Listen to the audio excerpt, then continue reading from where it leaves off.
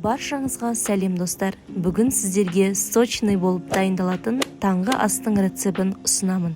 Ең алдымен каналыма тіркеліп, жаңа видеоларды жіберіп алмау үшін қоңыраушаны басып қойыңыз. Ең алдымен піскен картопты шанышқының көмегімен езіп аламыз. Бір жұмыртқа саласыздар. Үкіштен сырды өткізіп аламыз. Дәміне қарай тұз салып жібересіздер. Енді барлық қоспаны жақсылап араластырып, 2 ас қасық ұнды салып араластырамыз.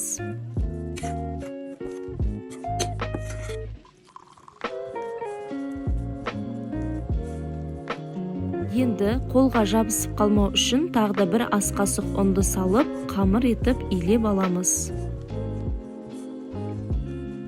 Қамыр дайын болды, енді оны бөліктерге бөліп аламыз.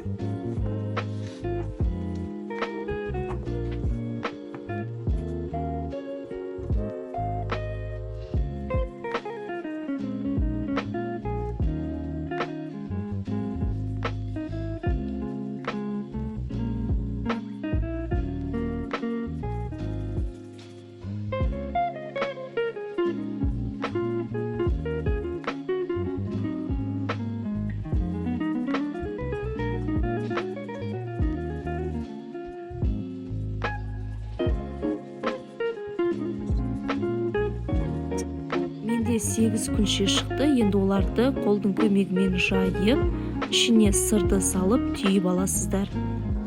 Дөңгелек пішінді формаға келтіріп аламыз. Қалған күншелерді де дәл осылай жасап шығамыз.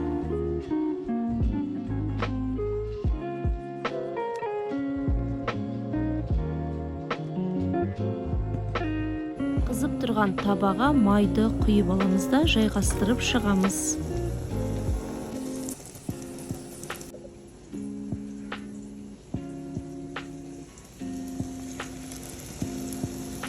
Жай отта бетін жауып, бір бетін 5 минутта пісіріп аламыз.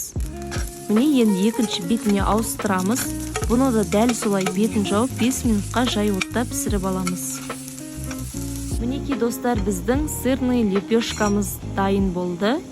Небәрі 10 минуттың ішінде дәмді болып піседі.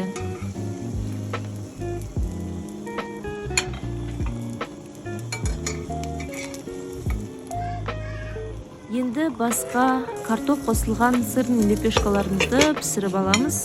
Міне осылай хрустящий, әдемі болып шығады. Достар, сіздер де осы таңғы асты дайындап көріңіздер. Дәмі өте керемет, жұмсақ болып піседі. Үйдегі жақын жандарыңыз сіздің аспаздық шеберіңізді бағалайтыны анық. Рецепт ұнаса, видеоға лайк басып, каналыма тіркеліп қойыңыз.